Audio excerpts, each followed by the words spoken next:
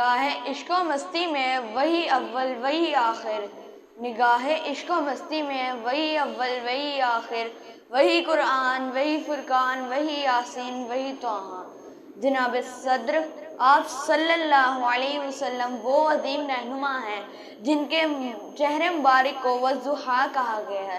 جن کی زلف مبارک کو واللیل کہا گیا ہے، جن کے سینے مبارک کو الم نشرح کہا گیا ہے،